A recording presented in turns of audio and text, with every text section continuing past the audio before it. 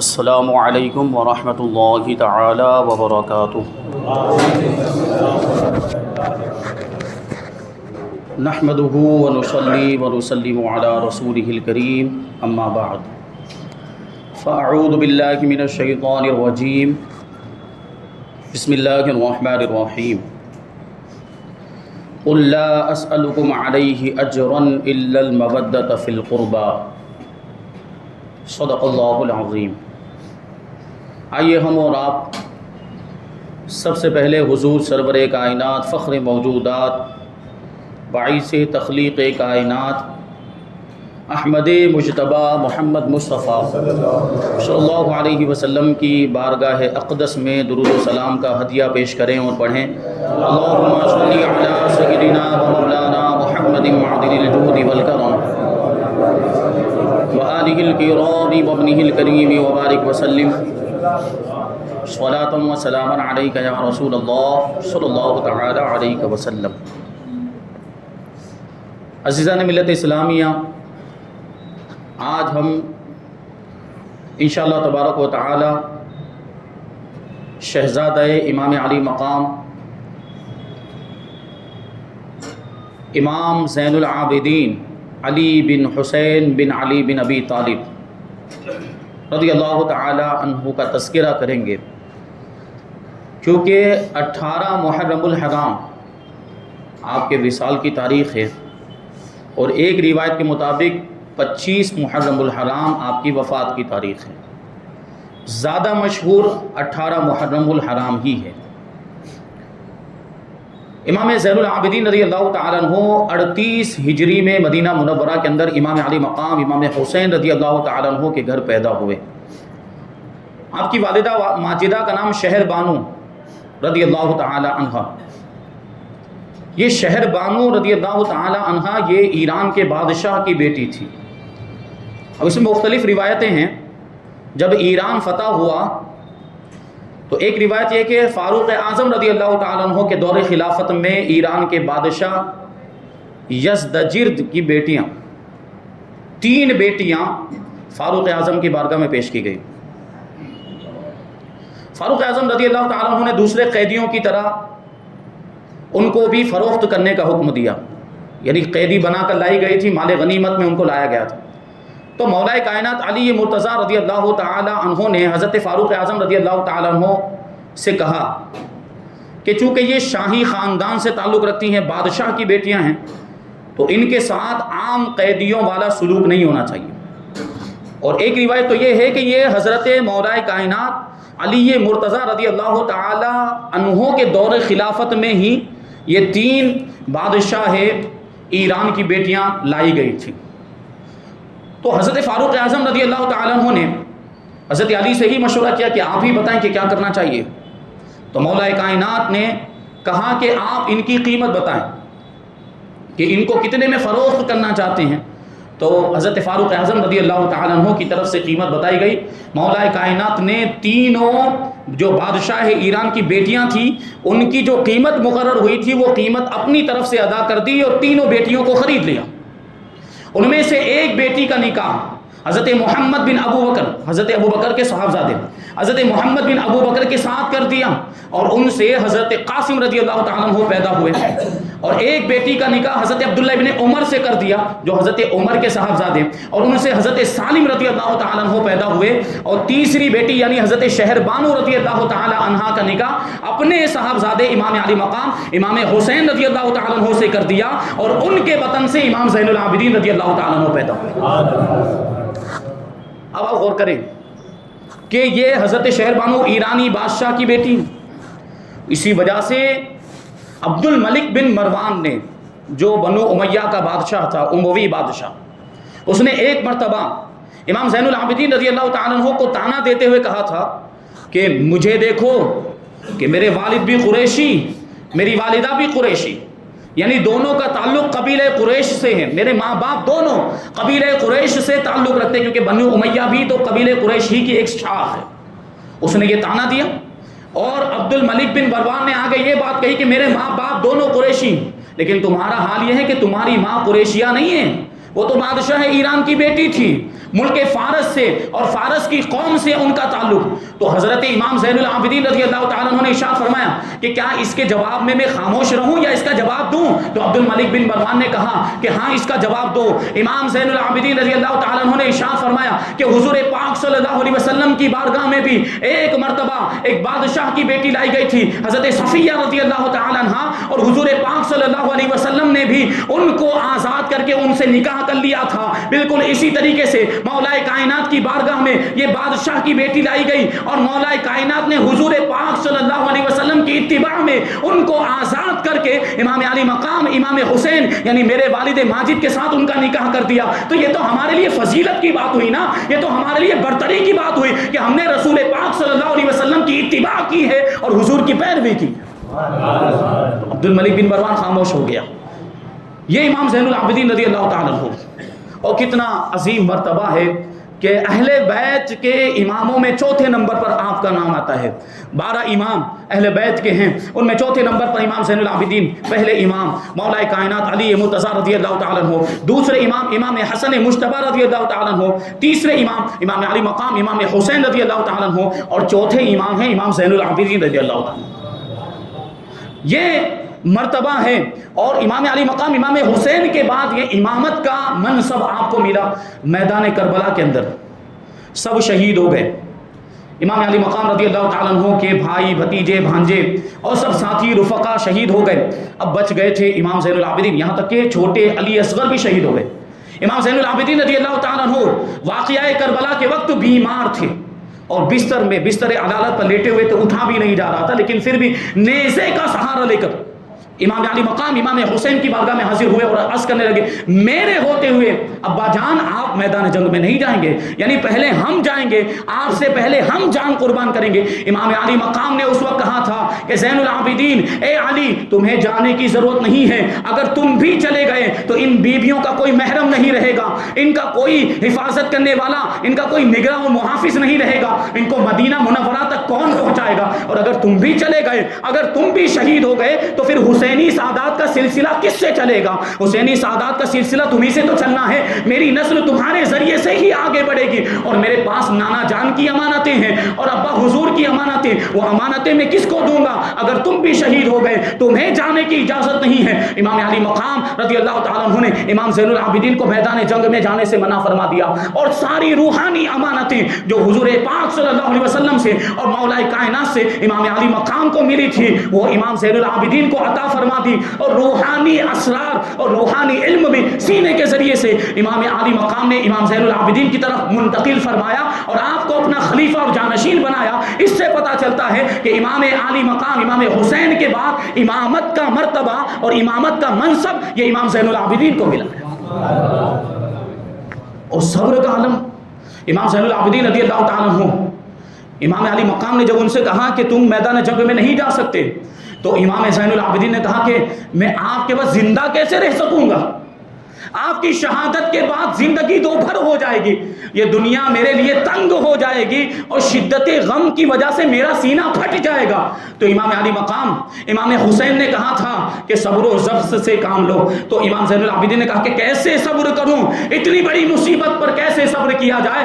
امام علی مقام امام حسین نے امام زین العابدین کے سینے پہ ہاتھ رکھ کر صبر کی دعا فرمائی تھی. اللہ تبارک و تعالیٰ نے وہ صبر عطا فرمایا کہ اس کے بعد کئی سالوں تک زندہ رہے امام زین العابدین. لیکن ہمیشہ ہر وقت واقعہ کربلا جب بھی یاد آتا تھا آنکھوں سے آنسو جاری ہو جاتے تھے, اور روایتوں میں آیا ہے کہ واقعہ کربلا کے بعد پوری زندگی امام زین العابدین رضی اللہ تعالیٰ عنہ ہنسے بھی نہیں ہے.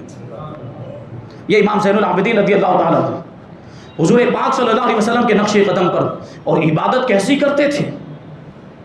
روایتوں میں آیا کہ رات دن میں روزانہ 1000 رکعت نفل نماز پڑھتے تھے, 1000 رکعت نفل نماز پڑھتے تھے. اور آپ کی عبادت, اور آپ کو زین العابدین کہا جاتا ہے. زین العابدین کا مطلب یہ ہوتا ہے عبادت کرنے والوں کی زینت, عبادت کرنے والوں کی زینت. حضرت جابر بن عبداللہ رضی اللہ تعالیٰ عنہ بیان کرتے ہیں البدایہ والنہایہ کے اندر یہ روایت ذکر کی گئی. حضرت ابن کثیر نے اس کو لکھا ہے البدایہ والنہایہ کے اندر کہ ابو زبیر نے بیان کیا کہ ہم لوگ حضرت جابر بن عبداللہ کے پاس بیٹھے ہوئے تھے کہ حضرت جابر ابن عبداللہ رضی اللہ تعالیٰ عنہ کے پاس امام زین العابدین رضی اللہ تعالیٰ عنہ تشریف لائے. تو حضرت جابر ابن عبداللہ رضی اللہ تعالیٰ عنہ نے، صحابی رسول ہیں، ارشاد فرمایا کہ ہم اسی طریقے سے اللہ کے رسول صلی اللہ علیہ وسلم کی بارگاہ میں بیٹھے ہوئے تھے کہ امام علی مقام امام حسین رضی اللہ تعالیٰ عنہ تشریف لائے. جیسے ہی امام علی مقام امام حسین حضور کی بارگاہ میں تشریف لائے، حضور پاک صلی اللہ علیہ وسلم نے امام علی مقام کے سر کو اور آپ کے منہ مبارک کو بوسہ دیا، گلے سے لگا لیا، اپنے قریب بٹھایا، اپنے پاس بٹھایا اور ارشاد فرمایا کہ اللہ تبارک و تعالی حسین کے یہاں ایک ایسا بیٹا عطا فرمائے گا جو زین العابدین ہوگا، جو عابدین کی زینت ہوگا، اور میدان قیامت جب قائم ہوگا تو حاملین عرش جو فرشتے ہوں گے، جو عرش کو اٹھانے والے جو فرشتے، ان فرشتوں میں سے ایک فرشتہ آواز دے گا کہ سید العابدین کھڑا ہو جائے تو امام زین العابدین کھڑے ہو جائیں گے. یعنی دنیا کے اندر امام زین العابدین کا لقب زین العابدین ہے، اور قیامت کے دن امام زین العابدین کا لقب سید العابدین ہوگا، یعنی عبادت کرنے والوں کا سردار. ایک مرتبہ امام زین العابدین رضی اللہ تعالیٰ عنہ تہجد کے وقت اٹھے، تہجد کی نماز پڑھنے کے لیے کھڑے ہو گئے. دیکھیں خشوع و خضوع کا عالم. آپ نماز پڑھ رہے تھے کہ شیطان سانپ کی شکل میں آیا آپ کو بہکانے کے لیے کہ آپ نماز نہ پڑھنے پائیں. اب وہ آنے کے بعد قریب میں پہلے تو رک گیا کہ امام زین العابدین دیکھیں گے تو نماز توڑ دیں گے اور مجھے بھگانے میں لگ جائیں گے. لیکن اس کو پتا نہیں تھا کہ یہ امام زین العابدین ہیں جو امام علی مقام کے صاحبزادے ہیں، جنہوں نے سجدے میں سر کٹا دیا تھا. نماز کی پابندی اور نماز کے اندر خشوع و خضوع کا عالم کیسا. وہ سانپ آ گیا، اس کے باوجود کوئی حرکت نہیں کی. پھر وہ شیطان جو سانپ کی شکل میں آیا اس نے کیا کیا، امام زین العابدین رضی اللہ تعالیٰ عنہ کے پاؤں کے انگوٹھے کو اپنے منہ میں لے لیا. لیکن اس کے باوجود بھی امام زین العابدین نے اس پر کوئی توجہ نہیں دی. ہمارے آپ کے معاملات دیکھیں، یہ بزرگوں کا خشوع و خضوع. ہمیں تو تھوڑی سی کھجلی ہو جائے تو پورا حرکت کرنے لگ جاتے ہیں، نماز کے اندر ہلنے ڈلنے لگ جاتے ہیں، تھوڑا سا کچھ معاملہ ہو جائے. لیکن یہ امام زین العابدین ہیں. زین العابدین کیوں کہا جاتا ہے، غور کرنے کی ضرورت ہے. عبادت کرنے والوں کی زینت آپ کو کہا جاتا ہے. وہ سانپ نے آپ کے پاؤں کے انگوٹھے کو منہ میں لے لیا، پھر بھی حرکت نہیں کی. آخر کار شیطان نے مجبور ہو کر امام زین العابدین رضی اللہ تعالیٰ عنہ کے انگوٹھے میں ڈنک مار لیا، آپ کے انگوٹھے کو کاٹا. اس کے باوجود امام زین العابدین نے اپنی نماز کو نہیں توڑا، یہاں تک کہ اللہ تبارک و تعالیٰ کی طرف سے آپ کو الہام ہوا، آپ پر یہ بات منکشف ہوئی کہ وہ سانپ یہ معمولی سانپ نہیں بلکہ وہ شیطان ہے جو سانپ کی شکل میں آیا. نماز سے فارغ ہونے کے بعد امام زین العابدین رضی اللہ تعالیٰ عنہ نے اس کو برا بھلا کہا، اس پر لعنت کی اور ارشاد فرمایا ذلیل، اے مردود، خبیث، دور ہو جا. اتنا فرمانا تھا کہ وہ شیطان جو سانپ کی شکل میں آیا تھا وہ دور ہو گیا. اور اسی وقت غیب سے آواز آئی کہ آپ زین العابدین ہیں، آپ زین العابدین ہیں، آپ عبادت گزاروں کی زینت. یہ لقب اس طریقے سے ملا آپ کو. امام زین العابدین رضی اللہ تعالیٰ عنہ کی عبادت.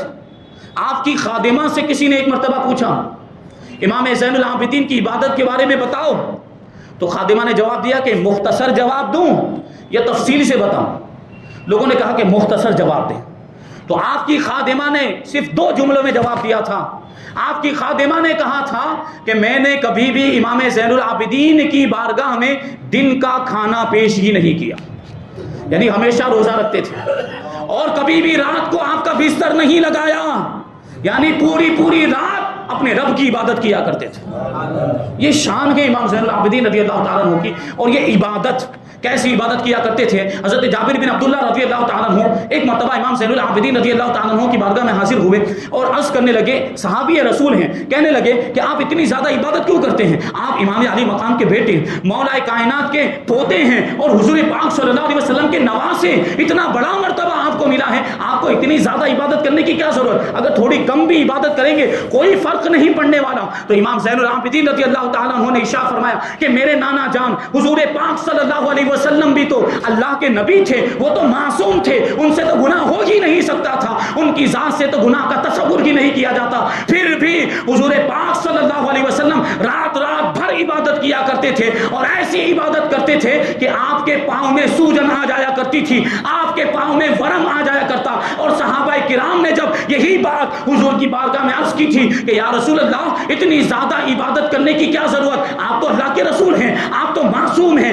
آپ سے تو گناہ ہو ہی نہیں سکتا. اس وقت حضور پاک صلی اللہ علیہ وسلم نے ارشاد فرمایا تھا افلا اکون عبدا شکورا، کہ کیا میں اپنے پروردگار کا شکر گزار بندہ نہ بنوں، یعنی جو میں یہ عبادت کرتا ہوں اللہ کے شکریہ کے طور پر کرتا ہوں کہ اس نے مجھے اتنا بڑا مرتبہ عطا فرمایا، تو میں بھی اپنے نانا جان کی سنت پر عمل کرتے ہوئے امام زین العابدین کہتے ہیں کہ اللہ تبارک و تعالیٰ کا شکر گزار بندہ بننا چاہتا ہوں، اس لیے رات بھر عبادت کیا کرتا ہوں. یہ امام زین العابدین کی عبادت کا معاملہ، اور اللہ تبارک و تعالیٰ نے یہ شان آپ کو عطا فرمائی تھی. اور پھر دیکھیں صبر اور حضور پاک صلی اللہ علیہ وسلم کے اخلاق پر کیسے پابند تھے، اور یہ سخاوت امام علی مقام حضرت مولا کائنات علی مرتضیٰ اور حضور پاک صلی اللہ علیہ وسلم سے وراثت میں ملی تھی. یہ سب خوبیاں آپ کو ملی تھی. یہ ایسا گھرانہ تھا حضور پاک صلی اللہ علیہ وسلم کا گھرانہ، اہل بیت نبوت کے خاندان کے چراغ ہیں، تو کیسی شان ہوگی اور اخلاق و کردار کا عالم کیا ہوگا. ایک مرتبہ کیا ہوا، حضرت امام زین العابدین رضی اللہ تعالیٰ عنہ ایک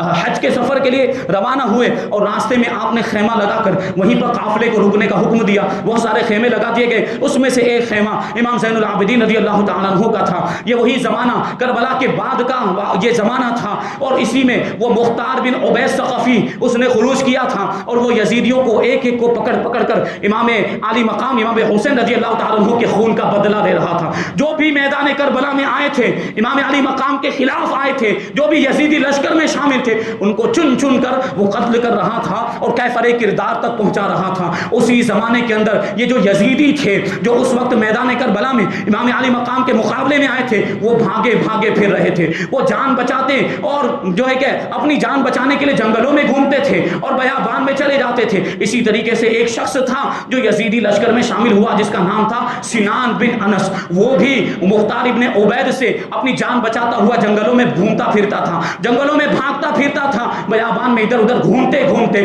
اس کو ایک مرتبہ بہت زیادہ بھوک کا احساس ہوا، بہت زیادہ پیاس کا احساس ہوا. پانی ختم تھا، وہ کھانے کے لیے بھی کوئی چیز نہیں تھی. گھومتے پھرتے بھاگتے ہوئے وہ جو یہ امام زین العابدین رضی اللہ تعالیٰ عنہ کے قافلے کے قریب پہنچا تو اسے دور سے کچھ خیمے نظر آئے. اس نے سوچا کہ یہ کچھ مسافر ہوں گے، ان کے پاس پانی ہوگا، ان کے پاس کھانے کی کوئی چیز ہوگی، جا کر مانگ لیتا ہوں. وہ قریب پہنچا اور اتفاق سے اس نے اسی خیمے کا پردہ اٹھایا جو امام زین العابدین کا خیمہ تھا. یہ سنان ابن انس کون ہے؟ یہ میدان کربلا میں جنگ میں شامل تو ہوا تھا، لیکن یہی وہ بدبخت ہے جس نے حضرت علی اکبر رضی اللہ تعالیٰ عنہ کے سینے میں نیزہ مارا تھا. سوچے کیسا دشمن ہے. اب اس نے جب خیمے کا پردہ اٹھایا تو دیکھا کہ امام زین العابدین سامنے گھبرا کر بھاگنے لگا کہ اب میری خیریت نہیں ہے، کیونکہ ہم نے ان کے گھرانے کے ساتھ ایسا برتاؤ کیا، ان کے والد ماجد اور ان کے بھائی بھانجوں بھتیجوں کو اس طرح ہم نے شہید کر دیا ہے، تو وہ بدلہ لیں گے. اس نے یہی سوچا تھا، بھاگنے لگا. امام زین العابدین رضی اللہ تعالیٰ عنہ نے اپنے خادم کو بھیجا کہ جاؤ کون آیا ہے اس کو لے کر آؤ. خادم اس کو پکڑ کر لے کر آئے. امام زین العابدین رضی اللہ تعالیٰ عنہ نے سنان بن انس سے پوچھا کہ تمہیں کس نے یہاں سے بھگا دیا؟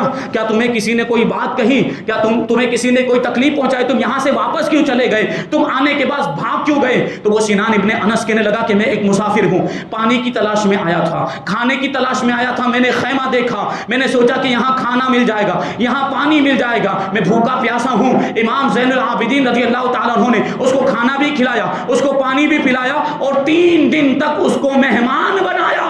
اور 3 دن جب پورے ہو گئے اور جب وہ واپس جانے لگا تو امام زین العابدین نے اس کو خالی ہاتھ واپس نہیں بھیجا بلکہ اشرفیوں کی تھیلی دے کر واپس بھیجا ہے. جب سنان ابن انس نے یہ دیکھا تو امام زین العابدین کی بارگاہ میں عرض کرنے لگا کہ حضور شاید آپ نے مجھے پہچانا نہیں کہ میں کون ہوں. امام زین العابدین جواب دیتے ہیں کہ ہم نے تو تجھے اسی وقت پہچان لیا تھا جب تو نے خیمے کا پردہ اٹھایا تھا، اور ہم جانتے ہیں کہ تو سنان ابن انس ہے، تو وہی شخص ہے، تو نے میرے بھائی جان حضرت علی اکبر کے سینے میں نیزہ مارا، لیکن کربلا کے میدان میں جو کچھ تو نے کیا وہ تیرا کردار تھا، اور جو میں نے ابھی کیا ہے یہ ہمارے اخلاق ہیں. ہم اہل بیت نبوت ہیں، طاقت ہونے کے باوجود، بدلہ لینے کی قوت ہونے کے باوجود دشمن کو معاف کر دیا کرتے ہیں. یہ امام زین العابدین. سوچیں آپ. پھر سخاوت. بھی تو نبی پاک صلی اللہ علیہ وسلم سے وراثت میں ملی، دشمنوں کو بھی معاف کر دیتے. اور سخاوت کا معاملہ یہ تھا کہ مدینہ منورہ کے کئی گھرانوں کی آپ کفالت فرمایا کرتے. اپنی پشت مبارک پر آٹے، گیہوں، اناج کی بوریاں خود لاد کر رات کے اندھیرے میں لے جاتے تھے اور غریبوں کے گھروں میں جا کر، بیواؤں کے گھروں میں جا کر رکھ کر چلے آتے تھے. لوگوں کو پتہ بھی نہیں چلتا تھا کہ کون رکھ کر گیا. رات کے اندھیرے میں پوشیدہ طور پر یہ صدقات کیا کرتے تھے، غریبوں کی مدد کیا کرتے تھے. یہاں تک کہ آپ کا جب وصال ہو گیا اور آپ کو غسل دیا جانے لگ گیا تو غسل دینے کے لیے آپ کے پیٹھ پر سے جب کپڑا ہٹایا گیا تو پیٹھ پر نشان پڑے ہوئے تھے. کس چیز کے نشان؟ وہ بوریوں کے نشان، اناج کی بوریاں اور آٹے کی بوریاں جو امام زین العابدین رضی اللہ تعالیٰ عنہ رات کے اندھیرے میں اپنی مبارک پیٹھ پر لاد کر لے جاتے تھے، اس کے نشان پڑے ہوئے تھے. یہ سخاوت کا علم.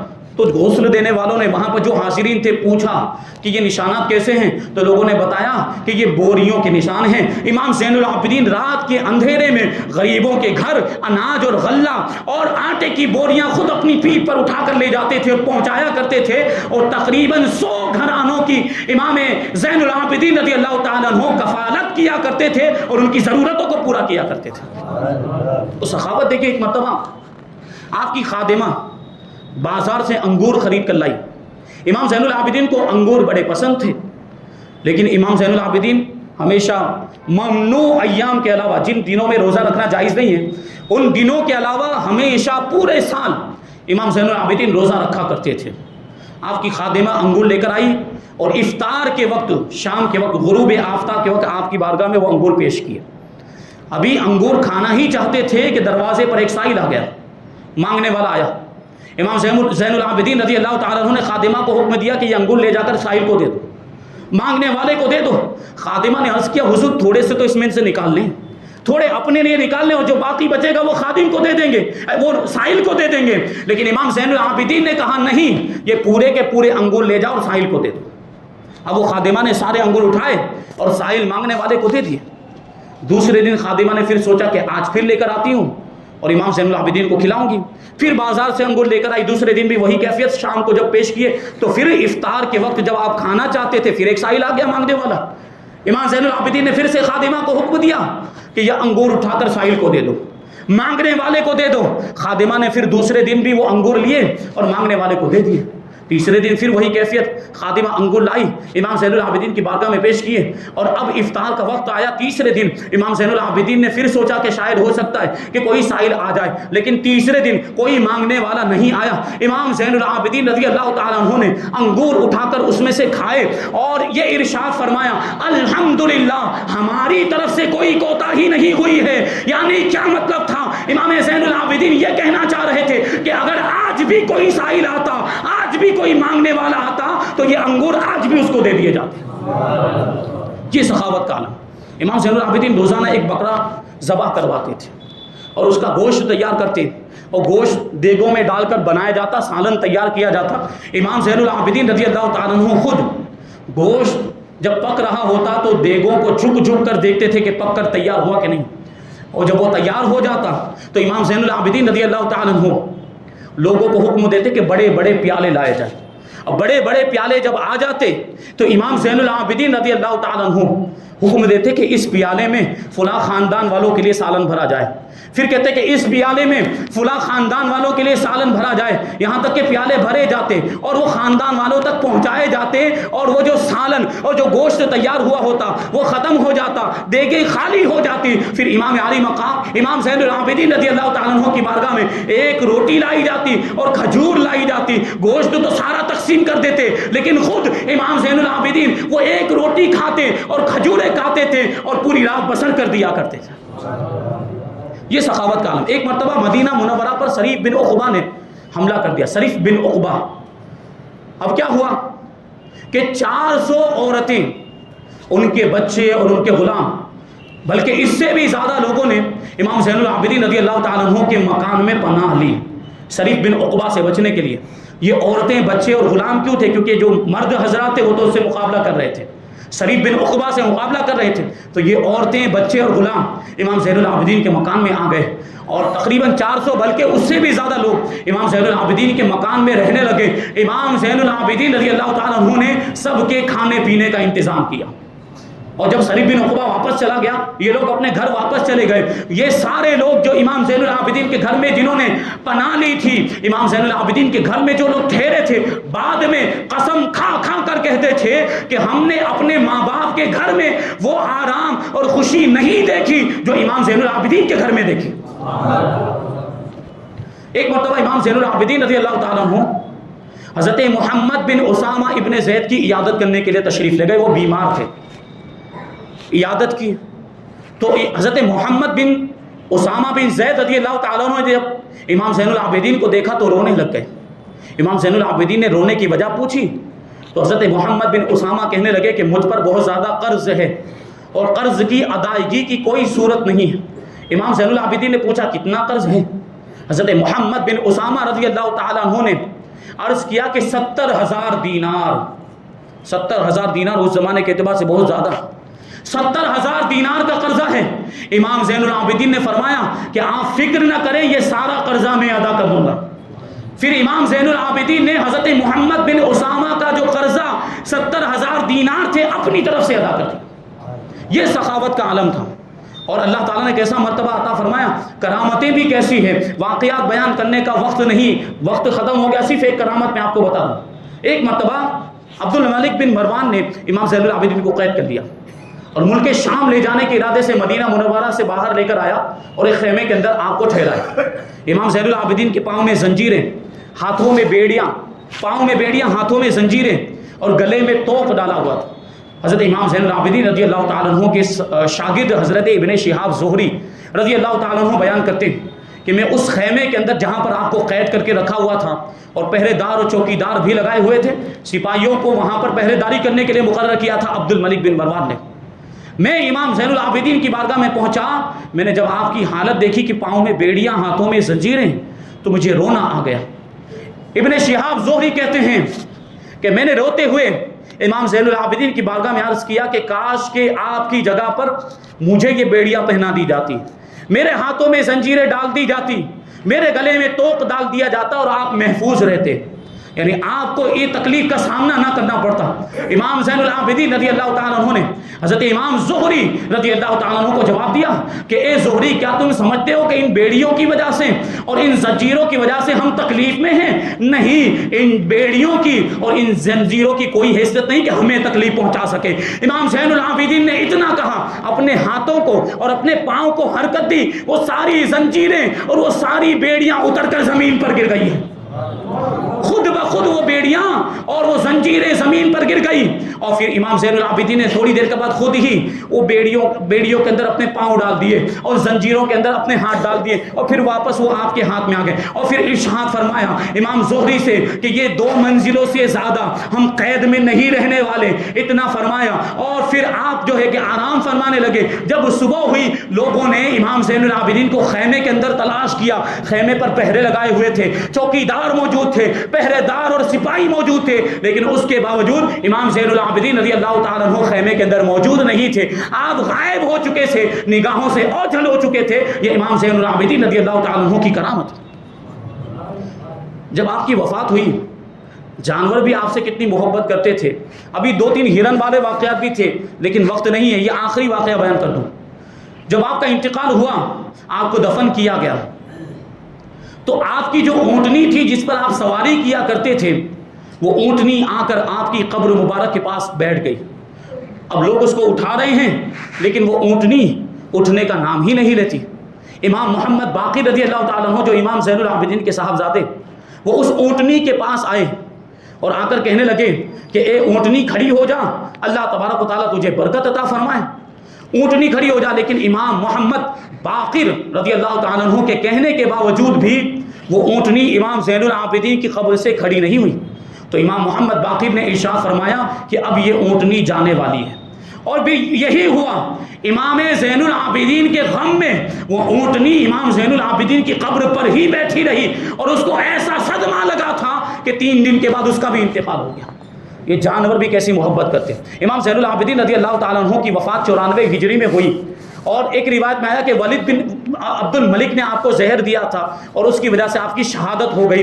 آپ کو جنت البقیع کے اندر حضرت خاتون جنت فاطمہ الزہرا رضی اللہ تعالیٰ عنہ اور امام حسن مجتبی رضی اللہ تعالیٰ عنہ کے پہلو میں دفن کیا گیا۔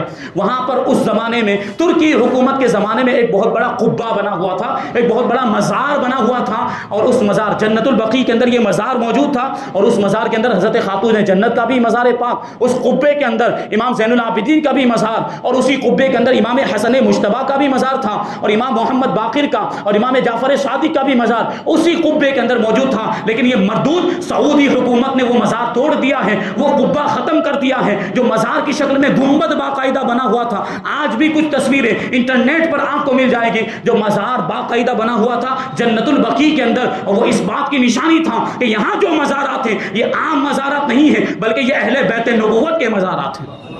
لیکن اس مقدس مقام کو، اس نشانی کو بھی یہ مردود سعودی حکومت نے ختم کر دیا۔ ایسے تو بہت سارے صحابہ اکرام کے مزارات جنت البقیع کے اندر موجود تھے، اور بہت سارے قبے بنے ہوئے تھے، بہت سارے گنبد بنے ہوئے تھے، لیکن سب کو ان لوگوں نے ختم کر دیا، اور قبروں کو بھی زمین سے ملا دیا ہے، قبروں کو بھی، اور نشانات ختم کر دیے۔ کسی قبر پر کوئی تختی موجود نہیں ہے کہ یہ کس کا مزار ہے اور یہ کس کی قبر مبارک ہے۔ کسی قبر پر اور کسی مزارات پر، کسی مزار پر کوئی تختی لگانے کی بھی اجازت نہیں ہے۔ یہ ظلم کیا ہے سعودی حکومت نے۔ کچھ لوگ ہیں ہمارے آپس میں جو سعودی سے بڑی محبت کرتے ہیں اور سعودیوں سے بڑی محبت کرتے ہیں، یہ مردود ایسے ہیں، مقدس مقامات کو انہوں نے شہید کر دیا ہے، ان سے محبت کرنے کے لائق نہیں، بلکہ یہ تو دشمنی کے لائق ہیں۔ یہ ایسے لوگ ہیں جنہوں نے نبی پاک صلی اللہ علیہ وسلم کے چمن کو برباد کر دیا ہے۔ حضور مفتی اعظم نے ایک شعر کہا تھا ان لوگوں کے بارے میں کہ تیرے حبیب کا چمن کیا برباد، تیرے حبیب کا چمن کیا برباد، الہی نکلے یہ نجدی بلا مدینے سے۔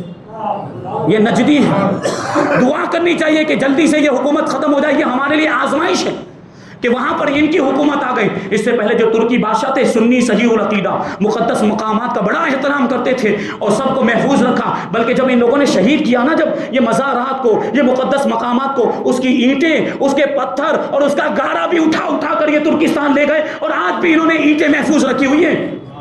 ایسے عاشق رسول تھے وہ ترکی بادشاہ۔ اللہ تبارک و تعالیٰ پھر سے سنیوں کی حکومت لائے، پھر سے صحیح العقیدہ مسلمانوں کی حکومت لائے، اور پھر سے ہم آزادی کے ساتھ مقدس مقامات کی زیارت کر سکیں۔ نشانات ختم کر دیے، لیکن آج بھی جو پرانے زمانے کے لوگ جو جانتے ہیں کہ یہاں کس کا مزار، وہ بتاتے ہیں کہ یہ کس کا مزار ہے، یہ کس کا مزار، اس سے ہمیں پتہ چلتا ہے۔ اور آج بھی ترکیوں کے پاس آج بھی نقشے موجود ہیں، جنت البقیع کا بھی نقشہ، جنت المعلا کا بھی نقشہ ان کے پاس ہے، اور ایک ایک مزار کی نشاندہی کی گئی ہے کہ یہاں کس کا مزار ہے، یہاں کس کا مزار ہے۔ یہ ترکی بادشاہ ایسے عاشق رسول تھے، اور اس کے بعد ان کی جو عوام ہے وہ بھی آج بھی ان کو کیسی محبت ہے حرمین طیبین سے۔ اللہ تبارک و تعالی ہمیں بھی حضور پاک صلی اللہ علیہ وسلم سے سچی پکی محبت کرنے کی توفیق عطا فرمائے، آپ کے اہل بیت سے بھی محبت کرنے کی توفیق عطا فرمائے، اور اولیاء کرام سے، صحابہ کرام سے بھی محبت کرنے کی توفیق عطا فرمائے۔ اہل سنت و جماعت کے مذہب پر ہم سب کو قائم و دائم رکھے، اور اسی پر ہم سب کا خاتمہ فرمائے۔